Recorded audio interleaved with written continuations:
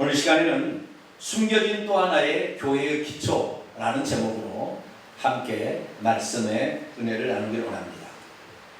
오늘도 거룩한 주일에 하나님 앞에 예배하는 여러분들을 하나님께서 진심으로 사랑하십니다. 하나님의 놀라운 사랑은 말씀을 사모하는 자의 뼛속 깊이 들어가 우리의 삶의 중요한 순간마다 하나님이 나타나셔서 역사하심으로 하나님의 살아가심을 체험하며 살아갈 줄로 믿습니다. 오늘 주님을 찾는 여러분들이 건강을 찾고 삶의 용기와 희망을 찾고 새 힘을 얻어 이 세상 속에서 빛과 소금이 되는 복된 성도가 되기를 간절히 바랍니다.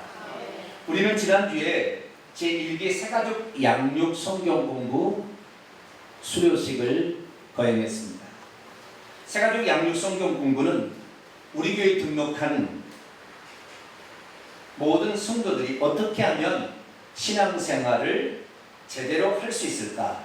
다시 말해서 올바른 신앙생활의 그 기초를 닦아주는 시간입니다. 총 4가로 구성되어 있는데 맨 마지막 과가 제4과 교회란 무엇인가요? 라는 제목으로 배우게 됩니다. 거기에서 교회는 누가 세웠으며 주님은 어떤 교회를 세우시기를 원하시는가? 그리고 교회의 5대 사역은 무엇이며 우리 교회가 중점적으로 추구하고 있는 교회의 핵심 가르침 8가지가 무엇인가? 이것을 살피게 됩니다. 무엇보다도 이 교회의 기초에 관한 기본적인 공부를 처음에 시작을 하게 되는데 과연 그렇다면 교회는 누가 세우며 어떤 바탕 위에 교회를 세워야 되는 것일까요? 우리는 이 부분에 관하여 너무나 많이 들어왔습니다. 마태복음 16장 16절에 시몬 베드로의 신앙 고백 위에 교회가 세워지는데 사실은 신앙 고백이라기보다는 예수님의 기초 위에 세워야 된다. 그렇게 얼마 전에도 말씀을 드렸습니다. 왜냐하면 예수님께서 마태복음 16장 18절에 또 내가 네게 이르노니 너는 베드로라 내가 이 반석 위에 내 교회를 세우리니 이 베드로는 페트로스라는 뜻이고 이 반석은 페트라라고 약간 단어가 다릅니다. 그래서 이 반석이 베드로를 지칭한다라고 말하는 것은 천주교에서 가르치는 거예요. 그래서 베드로를 일대 교황으로 보고 교황이 없이는 교회가 존재하지 않고 교회가 없이는 천국 갈 수 없다 이렇게 얘기하는 것이 천주교입니다. 그러나 우리는 이 베드로의 신앙 고백 주는 그리스도시요 살아계신 하나님의 아들이라는 신앙 고백으로 구원을 받는다고 우리 개혁교회 개신교회는 그렇게 해왔습니다. 그러나 사실은 이 반석은 예수 그리스도요 이 교회의 터는 예수 그리스도라는 사실을 우리는 성경에서 찾아볼 수가 있습니다. 사도 바울은 말했습니다. 이 터 위에 닦아둔 거리에 너희 다른 터를 닦아둘 자가 없으니 이 터는 곧 예수 그리스도다. 견고한 반석 위에 교회를 세운다는 것은 예수 그리스도 위에 세워야 되는 것입니다. 세상에 있는 모든 것은 얼마 후에는 사라지기 때문에 예수 그리스도 그러니까 그 예수 그리스도가 그거 위에 교회가 세워져야 바람이 불고 풍랑이 일어도 흔들리지 않는 교회가 되는데 그 교회는 예수 그리스도 터 위에 세워야 된다. 그럼 예수 그리스도를 깔아뭉개야 되냐? 그게 아니고 예수 그리스도가 누군지에 대한 확실한 신앙 고백을 해야 된다. 그래서 구약의 이 반석은 르비딤이 쪼개질 때, 르비딤의 그 반석이 쪼개질 때 그 안에서 생수가 나왔던 것처럼 예수 그리스도께서 십자가의 죽으심으로 생명의 영을 우리에게 해방하여 그를 믿는 모든 자들이 생수 같은 성령으로 그의 목마름을 채워줌으로 하나님의 생명을 얻는다라고 제가 말씀을 드렸습니다. 그래서 결국에 이 반석이나 터는 다 예수 그리스도를 가르쳐주는 것이라고 말할 수 있습니다. 그래서 사도 바울은 이 이스라엘 백성의 출애굽의 광야의 역사를 고린도서 10장 1절부터 4절까지 표현하는데 그때 그 반석은 곧 예수 그리스도라 라고 분명하게 얘기를 하므로 신령한 그 영적인 반석, 르비딤의 반석, 쪼개진 반석으로부터 바로 생명의 성령이 나왔다. 바로 우리를 위해서 자기의 몸을 희생하신 예수 그리스도가 반석이다 라고 정확하게 얘기하고 있습니다. 그렇습니다. 우리가 흔들리지 않는 교회, 고백가 되려면 예수 그리스도에 대한 바른 신앙 고백이 필요한 것입니다. 할렐루야. 그래서 우리는 예수 그리스도의 신앙 고백을 그전까지는 부활하기 전에 예수 그리스도의 신앙 고백으로 만족해 왔습니다. 그러나 사실 알고 보니까 예수 그리스도께서는 부활 후에 하나님의 보좌에 앉아 계신 한 분 하나님인 것을 알게 되었어요. 그래서 부활 후에 예수 그리스도에 대한 신앙 고백이 더 필요하다. 그것이 바로 도마가 있으니 당신은 주님이요 하나님이십니다. 할렐루야. 예수 그리스도가 구약의 여호와 하나님과 동일하신 분이요 그분이 하나님 자신이다 라는 신앙 고백을 우리는 더해서 오늘날의 악한 영과의 싸움에서 승리하려면 하나님 예수 그리스도 할렐루야 이것으로 대적해야 된다. 그 말씀까지 드렸습니다. 그러나 오늘날 대부분의 교회는 예수에 대한 신앙 고백을 당신은 그리스도요 하나님의 아들입니다 라는 수준에 있습니다. 그런데 이 신앙 고백도 대단한 신앙 고백입니다. 그런데요 놀라운 사실은 주님이 그 그리스도시요 하나님의 아들이라고 하는 신앙 고백을 하는 사람들도 지옥에 떨어진다는 거예요. 지옥에 떨어진 사람 간증을 들어보니까 대체 무엇 때문에 예수님에 대한 바른 신앙 고백을 했음에도 불구하고 그들이 지옥에 떨어지고 있는 것일까요? 우리는 예수님이 누군지에 대한 신앙 고백 말고도 숨겨진 또 하나의 교회의 기초가 있다는 사실을 알아야 합니다. 그것은 과연 무엇일까요? 그런데 그것을 구약시대에 다윗이라는 사람이 찾아냈다는 말입니까? 오늘은 그래서 다윗이 찾아낸 교회의 또 하나의 기초가 무엇인지 그 숨겨진 기초를 찾아보도록 하겠습니다. 오늘 본문 말씀은 다윗이 오르난의 타작마당에서 제사를 드린 다음부터는 더 이상 기브온 산당에 가서 제사하지 않고 여부수족속 오르난에서 산 그 타작마당에서 제사하겠다고 선언했다는 말씀입니다. 다윗은 어떻게 되어서 기브온 산당이 아니라 오르난의 타작마당에서 제사를 드리겠다고 선언한 것일까요? 그동안 25년간 다윗은 기브온 산당에서 제사를 드려왔는데 왜 갑자기 오르난의 타작마당에서 제사를 드리겠다고 하는 것일까요? 그렇다면 그동안 기브온 산당에서 드렸던 제사는 아무 소용이 없었다는 뜻일까요? 한번 불러서 응답을 받았다고 해서 그곳이 명당자리라고 되는 것입니까? 대체 다윗은 어떻게 되어서 기브온 산당이 아니라 오르난의 타작마당에서 이제부터는 제사하겠다고 선언을 하게 된 것일까요? 오늘 본 말씀은 BC 975년경 다윗의 말년에 인구조사를 한 다음에 그 범죄로 인하여 하나님께 회개의 제사를 드리는 장면입니다. 다윗은 자신의 말년에 자신의 군사력이 얼마나 되는가를 알고 싶어 했습니다. 그래서 요압 장군을 시켜 인구조사를 하게 했습니다. 요압 장군이 말합니다. 죽은 이 나라를 하나님이 지켜주시고 지금까지 이끌어왔는데 우리가 군대가 얼마나 되는지 조사한다고 이 나라가 안전하겠습니까? 이것은 하나님 앞에 옳지 않습니다. 그러자 다윗이 네가 감히 어떻게 왕에게 대항하느냐 시키면 시킨 대로 해 명령을 했습니다. 요압 장군은 마지못해서 다윗의 명을 받아서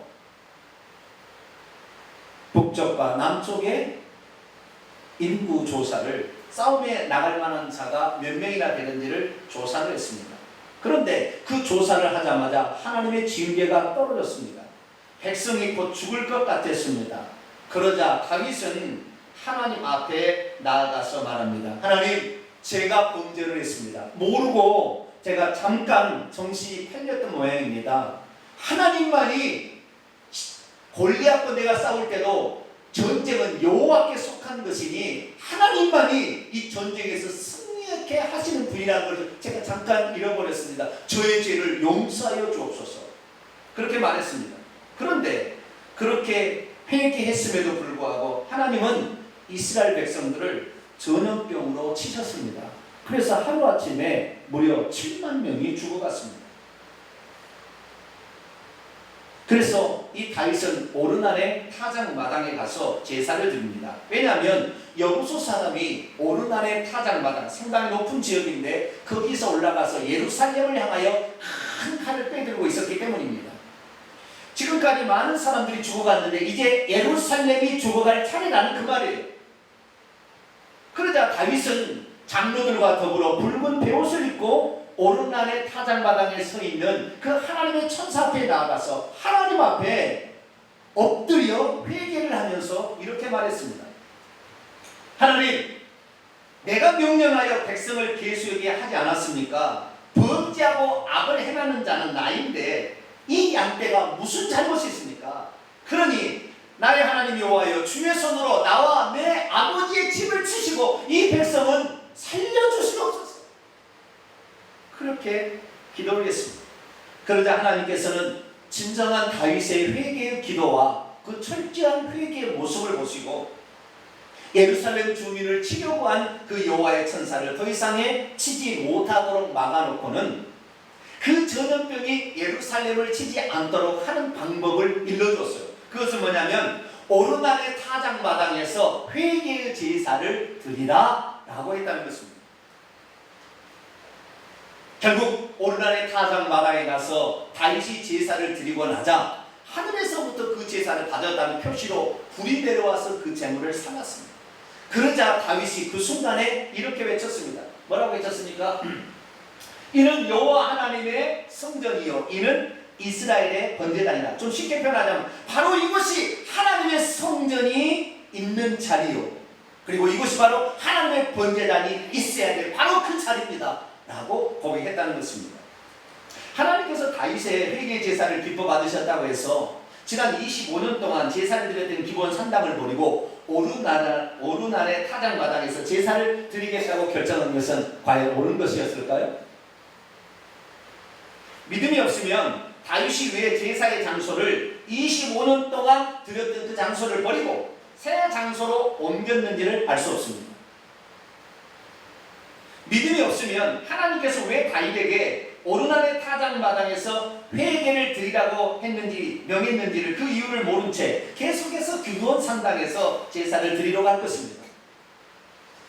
믿음이 없으면 제사를 통해 알려주시는 하나님의 섭리와 뜻을 간파하지 못할 수가 있습니다.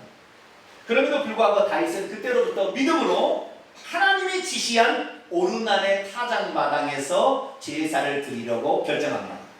그러자 하나님께서도 그의 제사를 받아주시고 그리고 그의 기도를 응답해 주십니다. 자, 그렇다면 다윗이 제사 장소를 왜 기브온의 성당에서 오르날의 타작마당으로 옮겼던 것일까요? 다윗은 15살에 기름 부음을 받고 30살에 왕으로 등극을 하게 됩니다. 사울왕 때 주변의 민족으로부터 곡식을 다 제비에 넣어 빼앗아가자 이 민족을 안정시켜야 되겠다 생각해서 약 10년 동안 주변 민족을 정복하는 정복전쟁을 하게 됩니다. 하나님께서는 다윗이 가는 곳마다 전쟁에 이기게 하셨고 10년 만에 주변의 거의 모든 민족을 평정하게 이르렀습니다. 그가 이제 여부수 족속이 살고 있던 이 시온 산성을 빼앗아서 이곳을 하나님의 도성이다 라고 명명을 했습니다. 그리고 그가 맨 처음에 한 일이 뭡니까? 하나님의 법궤를 옮겨와야 되겠다 라고 생각했습니다. 하나님의 법궤는 블레셋에 빼앗겼다가 블레셋에 다곤신을 치고 백성들이 전염병으로 죽어가자 다시 전나는 암소의 수레에 실어서 다시 이스라엘로 보내줬습니다. 그래서 그 법궤가 기럇 여하림에, 다시 말해 블레셋과의 경계선에 있는 기럇 여하림의 아비나답의 집에 머물러 있었습니다. 벌써 이 다윗이 이 법궤를 옮겨 오려고 생각할 때는 벌써 70년이 지났습니다. 그래서 다윗은 이제 전쟁에서 평온을 찾게 되자 맨 처음에 하나님의 법궤를 다윗 산성에 옮겨야 되겠다, 하나님을 제대로 모셔야 되겠다 이 생각을 한 거예요. 그래서 시온산성으로 모셔오기 위해서 시켰는데 그만 오다가 난관에 부딪혔습니다. 왜냐하면 새 수레로 법궤를 싣고 오는데 그만 소가 끼어오는 바람에 아비나답의 아들 우사가 그 법궤를 붙들었는데 우사가 즉사를 해버렸어요. 다시 깜짝 놀랐습니다. 하나님께서 이 법궤 옮기는 것을 막으시는 것인가? 대체 무슨 이유 때문에 우사가 죽게 되었을까? 그리고 석 달 동안 생각했습니다. 그랬더니 규정을 어겼어요. 법궤는 수레에 옮기는 것이 아니라 레위 자손의 보아 자손이 어깨에 메고 옮겨야 된다는 율법 규정이 있어요. 그것을 어겼구나. 그래서 이 다윗은 레위 자손 보아 자손으로 하여금 이 법궤를 어깨에 메고 오라고 명령을 했어요. 그래서 그 법궤를 메고 시온산성에 오는데 춤을 추면서 결국에 그것을 맞이하게 됩니다. 그래서 시온산성 거기다가 갖다 놓았는데 어느 날 생각해보니까 이런 거예요. 나는 백향목 궁에 거하는데 하나님의 귀를 펄럭이는 휘장 가운데 두는 것은 옳지 않도다. 하나님을 더 우선해야지. 내 집은 좋은 집에 있으면서 하나님의 집을 이렇게 해서는 되겠느냐. 그래서 나단 선지자를 통해서 내가 하나님의 성전을 짓겠노라 그렇게 말씀을 했더니 하나님께서 너는 피를 많이 흘렸기 때문에 평화의 왕이 오어서 성전을 짓게 될 것이다. 너는 내 아들 솔로몬 때에 그렇게 될 것이다 라고 말해 주었습니다. 그러자 결국에 이 법궤를 거기다가 안치하지 못하고 이제 기브온 산당에 가서 거기다가 앉혀놓은 지 25년이 흘러갔습니다. 하지만 하나님께서는 다윗의 그 마음을 아시고 어디에다가 성전을 지을 것인가, 어디에다가 법궤를 안치하실 것인가를 하나님이 알려주고 싶었어요. 그런데 그냥 알려주기는 그렇고, 그래서 다윗의 범죄를 통하여 하나님의 성전이 안치되어야 할 장소가 어떤 의미가 있고 어떤 사람이 과연 그 성전으로 지칭되는 교회의 든든한 기초가 될 것이 무엇인지를 알려주고 싶었어요. 그런데 마침 다윗이 말년이 되어서 자기 군사력을 테스트해보고 싶어서 군사의 숫자를 세보게 한 것입니다. 성경은 사탄이 다윗에게 충동질했다 이렇게 말하기도 하고 하나님께서 인구조사 시켰다 이렇게 말하기도 합니다. 그러나 어쨌든 다윗은 자신의 군사력을 자랑하고자 인구조사를 하게 되었습니다. 그때 그 모습을 지켜본 하나님께서 하나님을 의지하지 않고 군대를 의지한다는 것은 불신앙적 표현이에요. 이것이 잘못되었다는 것을 아시고 그에게 징계를 내리게 됩니다. 그것은 큰 징계로서 이스라엘 백성 자체를 존재 자체를 흔들릴 만한 것이었습니다. 그러자 그는 하나님 앞에 나가서 이렇게 얘기했습니다. 내가 이 일을 행함으로 하나님께 큰 죄를 범하였나이다. 이제 간구하옵나니 종의 죄를 용서하여 주옵소서. 내가 심히 미련하게 행했습니다 라고 고백했습니다. 그러자 하나님께서는 선견자 갓을 보내어 인구조사를 한 대가를 지불하도록 3가지 재앙 중에 하나를 택하라고 했습니다. 3년 동안 기근을 받든지 석 달 동안 원수의 손에 이끌려 전쟁에 패하든지 3일 동안 전염병에 시달리는 셋 중에 하나를 택하라. 그러나 다윗은 셋 중에 하나를 택할 수 없었습니다. 왜냐하면 그것이 자기가 고통받는 것이 아니라 자기의 백성이 고통받는 것이었기 때문에. 그래서 하나님께 나는 그것을 선택할 수 없습니다 그렇게 얘기하자 하나님께서 3일 전염병을 내렸습니다. 하루 만에 7만 명이 죽어갔어요. 그리고 이제 예루살렘을 치기 위하여 그 하나님 보낸 천사가 칼을 빼들고 전염병으로 예루살렘을 치고자 오르간의 타작마당에 서 있는 것이 다윗에게 보였습니다. 다윗은 즉시 장로들을 이끌고 그 앞에 베옷을 입고 나가서 엎드려서 하나님께 간구합니다. 죄를 지은 것은 난데 왜 이 백성을 치합니까? 저희 집을 치시고 이 백성을 살려. 그 다윗의 진실한 회개와 그 겸손의 태도를 하나님 보시고 그게 너의 그 모습이 회개의 참 모습이다. 너가 살 수 있는 이 백성을 살리시는 방법을 알려주마. 저 오르난의 타작마당에 가서 너가 회개의 제사를 드리라. 그렇게 따른 것입니다. 결국에 다윗은 오르난의 타작마당에 가서 제사를 드리게 됩니다. 자, 그렇다고 한다면 왜 하나님께서는 오르난의 타작마당 그곳에서 제사를 드리라고 한 것일까요? 그 비밀이 역대하 3장 1절에 기록이 되어 있습니다. 같이 한번 읽어보시죠. 시작. 솔로몬이 예루살렘 모리아산에 여호와의 전 건축하기를 시작하니 그곳은 전에 여호와께서 그의 아버지 다윗에게 나타나신 곳이요 여부수 사람 오르난의 타작마당에 다윗이 정한 곳이라. 이 정했다는 말은 자기 지정했다는 말이 아니고 준비했다, 마련했다는 이제 번역이 좀 잘못됐어요. 다윗이 정한 거에 하나님이 정해준 장소죠. 그래서 다윗이 준비한 그 장소라라고 말하고 있습니다. 이 장소가 이 솔로몬이 평화의 왕이 드디어 성전을 짓게 되는데 뭐라고 얘기하냐면 그 장소가 아브라함이 그의 아들 독자 이삭을 바쳤던 산이 바로 오르난의 타작마당이라고 얘기하고 있다는 거예요. 다시 말해서 이 다윗에게 지금 오르난의 타작마당에 하나님께서 거기서 회개의 제사를 드리라는 그 장소가 바로 1000년 전에 아브라함이 독자 이삭을 하나님께 번제로 바쳤던 바로 그 장소였다는 거예요. 그러니까 이 장소가 보통 장소가 아니었던 거예요. 그 장소에 의미가 있었던 것입니다. 바로 교회의 터가 무엇을 위해 세워야 되는지를 아브라함과 다윗을 통하여 하나님을 알려주고 싶었던 거예요. 자, 여기에서 그때 하나님께서 뭐라고 얘기했습니까? 아브라함이 나타나서 아브라함이 독자 이삭을 바칠 때 하나님께서 그것을 준비하신다. 다시 말해 우리 죄를 위해서 죄 없는 흠 없는 그 독생자 예수님이 오셔서 죽어가신데 이것은 하나님이 준비하신 것이다. 너는 하나님이 그 준비한 것을 믿으라 이런 거 아닙니까? 그래서 아브라함이 그때 1000년 전에 오르난의 타작마당에서 제사를 드릴 때는 우리를 위해서 하나님이 준비하신 주 예수 그리스도, 우리를 위해서 십자가에 죽으실 그 속죄 어린 양을 믿으라 그런 의미가 있었어요.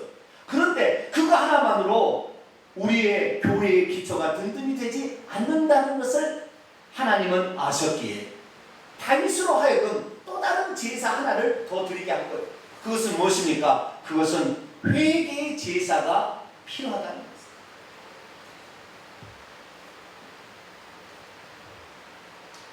그렇기 때문에 하나님께서는 이제 속죄함으로 오신 예수 그리스도, 그분은 하나님이 준비한다면 그것이 바로 모리아산의 제사의 특징이었다고 한다면 이제는 그 모리아산에 바쳐진 주 예수 그리스도의 속죄 피가 네 것이 되게 하려면 너의 진실된 회개가 필요하다.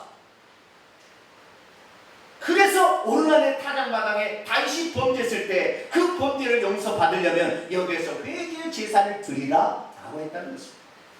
다윗은 그래서 처음에는 그 사실을 잘 몰랐지만 그곳에 가서 제사를 드리려고 하니 그곳에 오르난이 타작을 하고 있는 거예요. 옛날은 타작은 어떻게 했습니까?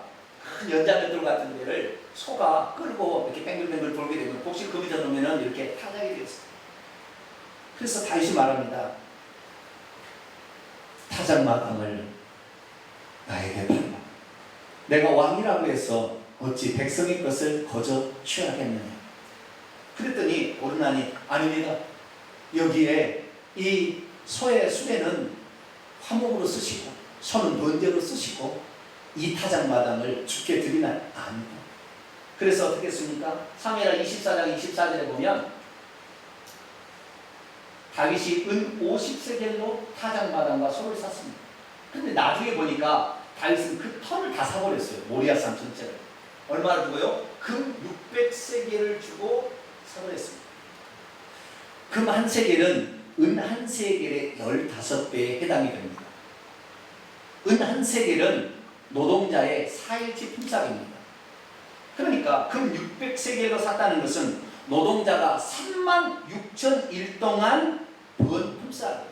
이것을 연으로 계산하자면 한 사람이 100년을 일해서 단 한 푼도 안 쓰고 모을 수 있는 돈이에요. 어마어마한 돈을 주고 다윗이 오르난의 타작마당이라 그 모리아산 전체를 사버리게 되는 거예요. 왜요? 바로 하나님께서 회개의 제사를 통하여 모든 재앙을 걷어가시고 자신의 비는 기도를 들어주심으로 이 장소가 하나님의 성전을 모실 만한, 성전을 세울 만한, 하나님의 법궤를 세울 만한 장소였기 때문에 그는 기꺼이 값주고 그 장소를 샀던 것입니다. 구약시대 성전은 오늘날의 교회를 예표하는 것입니다. 고린도서 3장 16절에 너희가 하나님의 성전인 것과 하나님의 성령이 너희 안에 계시는 것을 알지 못하는 것. 모세가 광야에서 지었던 성막은 다윗과 솔로몬의 성전으로 발전되었고 예수님 시대는 예수님의 몸이 성전이 되었습니다. 왜? 예수님 안에 하나님이 계시니까. 그런데 오늘날은 그 예수 그리스도를 믿는 그리스도인들의 몸이 하나님의 성령을 모신 전이 되었습니다. 그런데 그 전이 견고해지려면 우리는 그동안에 어떻게 했습니까? 주님에 대한 바른 신앙 고백만 있으면 이 성전이 견고하다 생각했는데 구약에 보니까 이것은 아브라함이 모리아 산에서 바쳤던 그 믿음뿐이었고 하나가 더 필요하다는 거예요. 그것은 다윗이 그곳에서 회개의 제사를 드림으로 말미암아 하나님의 성전이 세워졌듯이 우리도 회개치 않는다면 그 견고하다고 생각되는 그 하나님의 성전이라도 허물어질 수 있다는 거예요. 예수님 믿는다고 아무리 자랑하고 예수 믿는다고 교회 다닌다 할지라도 지옥에 떨어질 수 있다는 거예요. 왜? 그가 회개하지 않고 있습니다.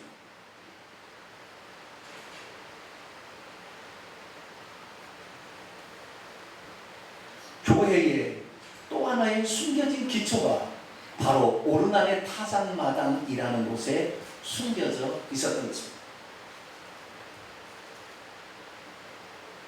우리는 음부의 문들이 이기지 못하는 교회가 주는 그리스도시요 살아계신 하나님의 아들입니다 라는 신앙 고백으로 완성될 줄 알지만 주님은 그게 아니라는 것을 이미 아셨기 때문에 이 땅에 와서 천국에 들어가려면 회개하라 천국에 가까웠느니라고 분명하게 회개의 중요성을 알려주셨습니다.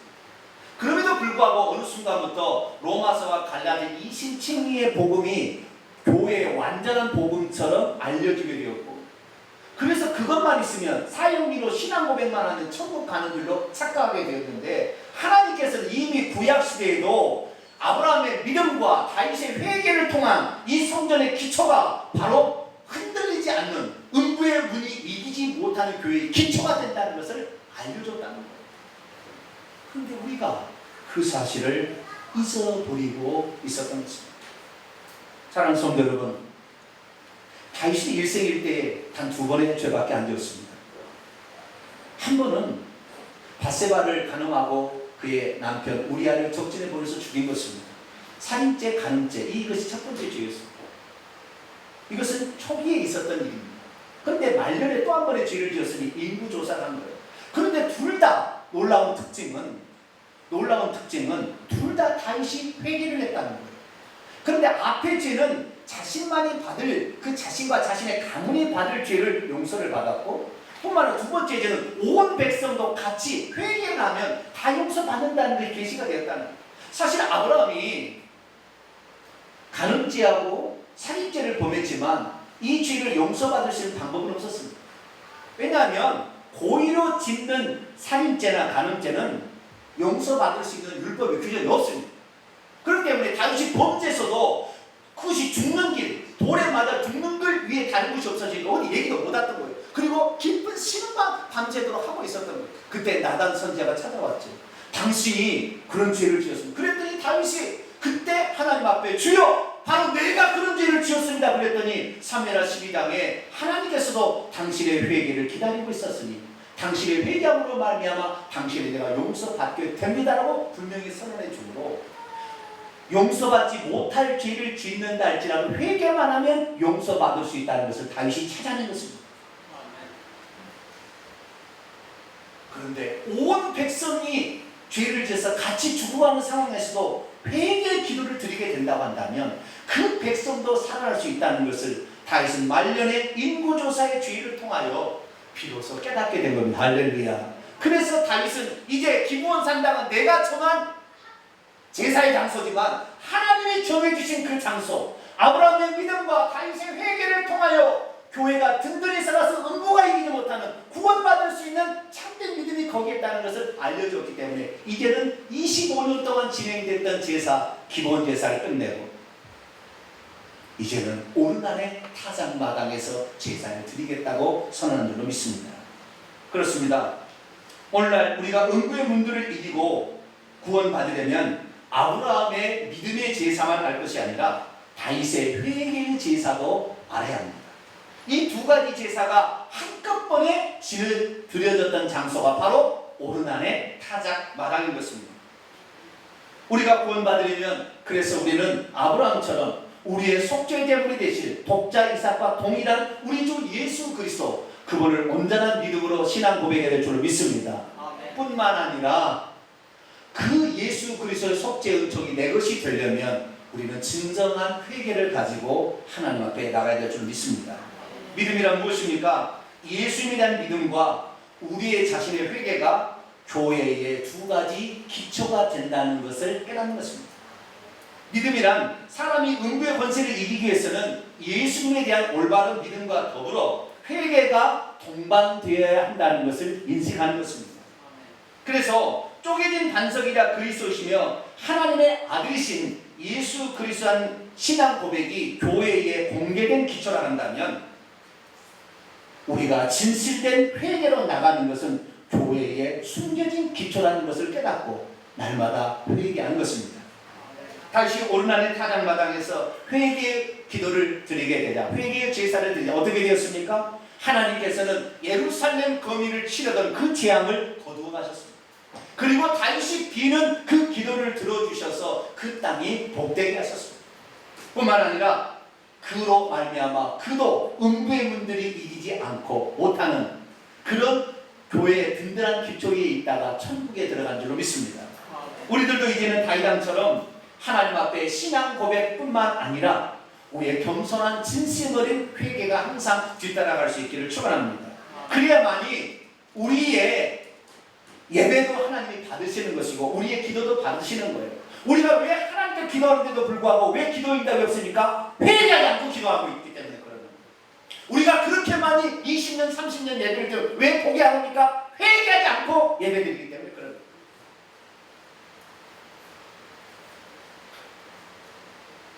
그것은 누가 말하지 않아요. 잘 교회에서 잘 말하지 않아요.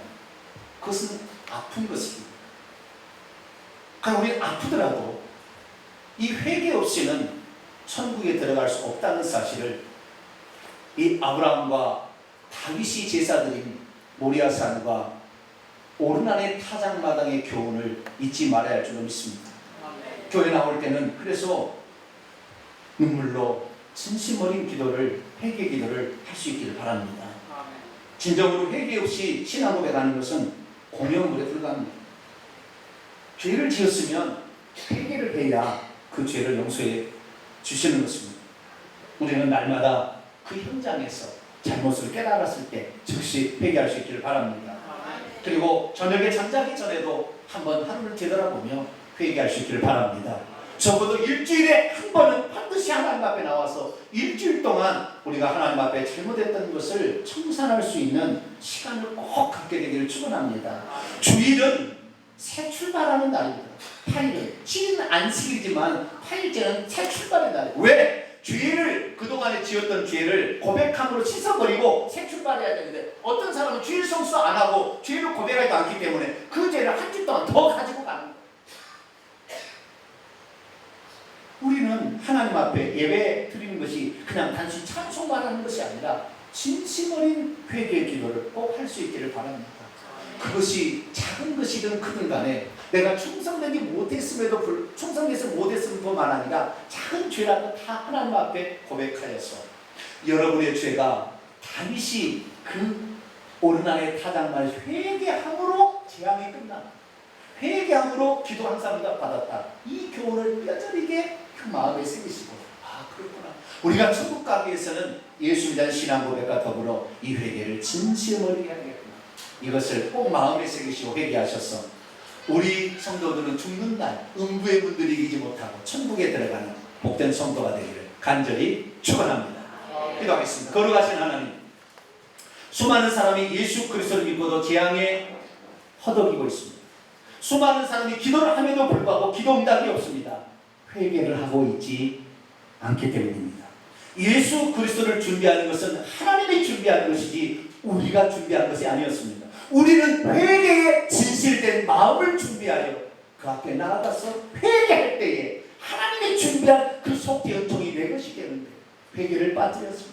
주여, 우리가 교회에 나올 때마다 또 죄짓는 현장 속에서 깨닫게 해주시거든요. 즉시 회개하여 음부의 문들이 이기지 못하는 교회 구성원으로 살다가 다 천국 들어가게 하여 주시옵소서. 우리 주 예수 그리스도의 이름으로 기도하옵나이다. 아멘.